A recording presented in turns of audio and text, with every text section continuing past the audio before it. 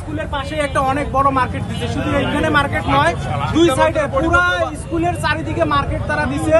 এবং এখানে এর পিছনে স্যাররা দায়ী নাকি স্কুলের অভ্যন্তরীণ প্রশাসনিকরা দায়ী, এখানে কারা দায়ী এটা আমাদেরকে যাতে তারা আমাদেরকে সবাইকে যাতে এটা অবগত করে।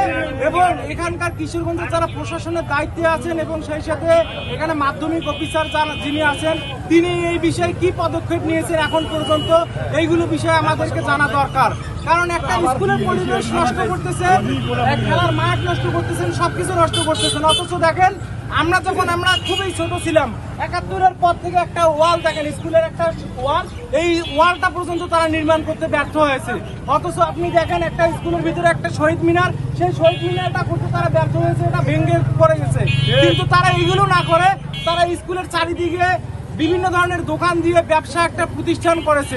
এখানে এত পরিমাণ ব্যবসা প্রতিষ্ঠান তারা করেছে এবং এত পরিমাণ টাকা নিয়েছে প্রত্যেকটা দোকান থেকে, যেগুলোর হিসাব তারা দিতে ব্যর্থ। এবং এই টাকাগুলো তারা কোন জায়গায় কিভাবে কোন খাতে ব্যয় করছে সেটাও তারা দিতে ব্যর্থ।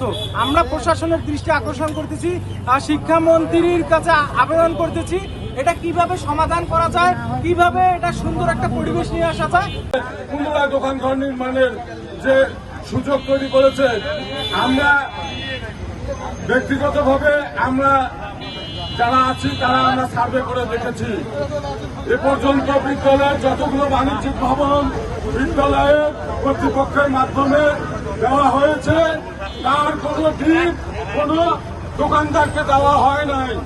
তার কাছে কতটা ভাড়া নেওয়া হয় তার হিসাব স্কুলের মধ্যে নাই, তার কাছে কতটুকু টাকা নিয়েছে তার হিসাব স্কুল কর্তৃপক্ষের কাছে নাই। এ সকল টাকা গেল কোথায়? এ সকল টাকা কার পকেটে গেছে? আমরা এর জবাব চাই। দিতে হবে। স্কুলের টাকা নিয়ে আপনারা আপনাদের পকেট করবেন, ভবিষ্যতে এর দায়ভার কে নেবে? প্রিয় কিশোরগঞ্জ এলাকাবাসী, আসসালামু আলাইকুম।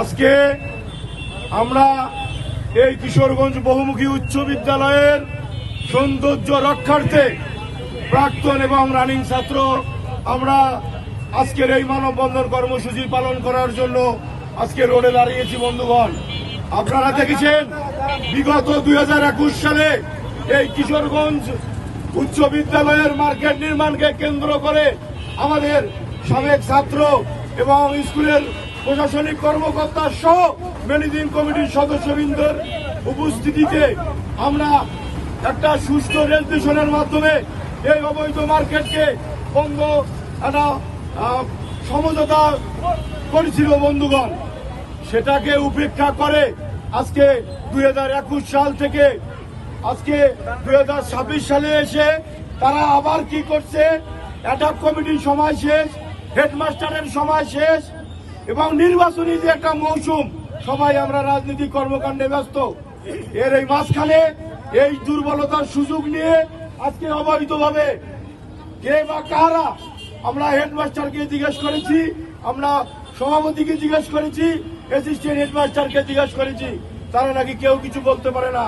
সংগ্রামী সাথী বন্ধুগণ, আমরা চাই আমাদের প্রাণের বিদ্যাপীঠ কিশোরগঞ্জ মডেল বহুমুখী উচ্চ বিদ্যালয়ের সৌন্দর্য টিকিয়ে রাখতে গিয়ে যদি আমাদের জীবনের তাজা রক্ত ঢেলে দিতে হয়, আমরা ঢেলে দিতে প্রস্তুত আছি।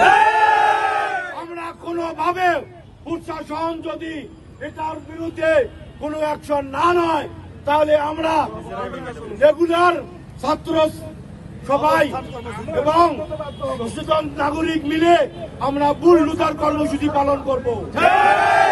আমরা কোনোভাবে এই স্কুলকে ধান্দাবাজিতে পরিণত হতে দিব না। বন্ধু, আমরা সঠিকভাবে এই স্কুলের মার্কেটে যত দোকান আছে প্রতিটা দোকানের জামানত স্বরূপ যত নির্মাণ ব্যয় হয়েছে মাসিক ভাড়া সহ প্রতি মাসে আমরা ভাড়ার জন্য আমরা এখানে সব হিসাব ক্লিয়ার করার জন্য তাদের কাছে দাবি রাখতেছি। বন্ধু, প্রকাশ্যে সে দাবি করতে হবে। আমরা আরো বলতে চাই, এই স্কুলে শিক্ষার যে অবস্থা আজকে আপনারা দেখতেছেন, যেখানে মার্কেট ঘর নির্মাণ করেছে সেখানে একটা পাবলিক লাইব্রেরি দেওয়ার জন্য সার্ভে করে গেছে। এরা ফলস গাছ এবং সার্ভে করা ফলস গাছ কাটছে এবং সার্ভে করার পরেও তারা পাবলিক লাইব্রেরি হতে দেয় নাই বন্ধুগণ।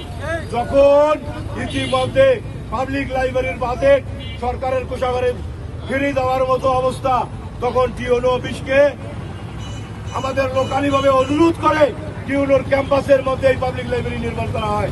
কেন এই কিশোরগঞ্জের স্কুলের মাঠে যদি পাবলিক লাইব্রেরি নির্মাণ হইতো, আমাদের ছাত্র ছাত্রী ভাই বোনেরা, আমাদের সাধারণ মানুষ, সচেতন মানুষ সবাই আমরা বিকেল বেলায় এই পাবলিক লাইব্রেরিতে বিভিন্ন রকম বই নিয়ে পড়াশোনা করে আমরা সাধারণ জ্ঞান অর্জন করতে সক্ষম হইতাম বন্ধুগণ।